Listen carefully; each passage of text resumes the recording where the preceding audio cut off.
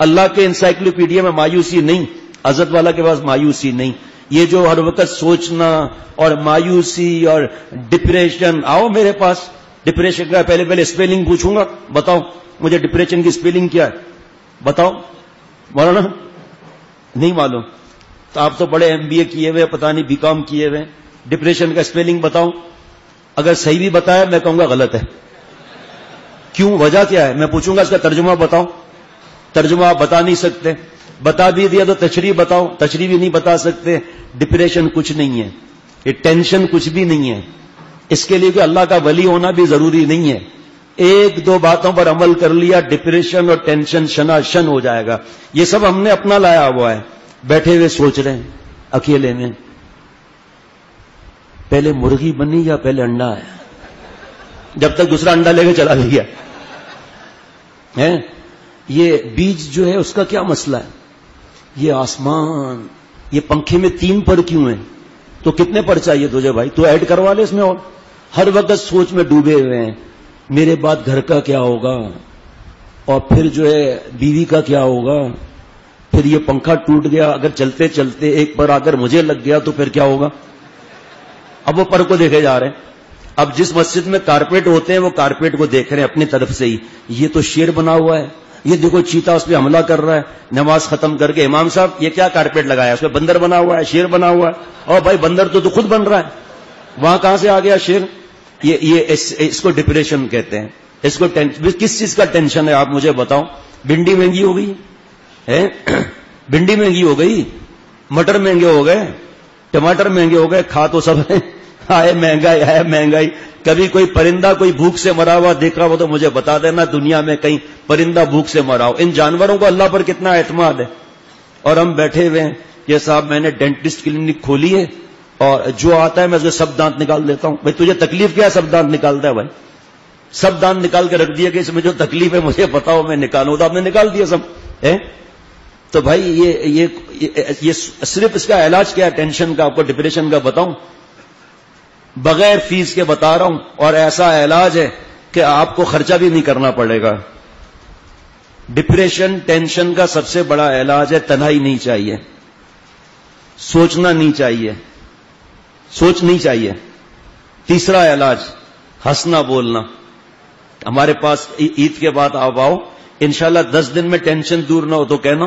اللہ کی رحمت سے ایسا اللہ تعالیٰ مزہ عطا فرماتے ہیں. تو یہ علاج ہے. سیب ایک چھلکا اتار کے روز کھاؤ.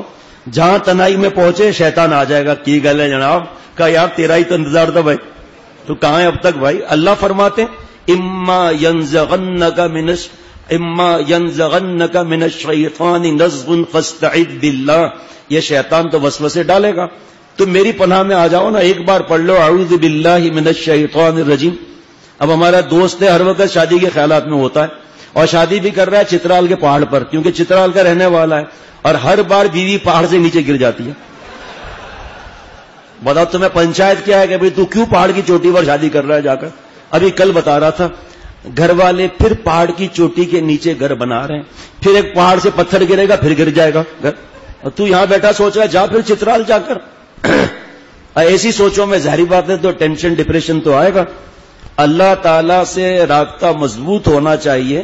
اگر کچا بھی ہے کوئی بات نہیں، مایوس نہیں ہونا ہے، بس ہنسنا بولنا ہے، نیک دوستوں میں رہنا ہے.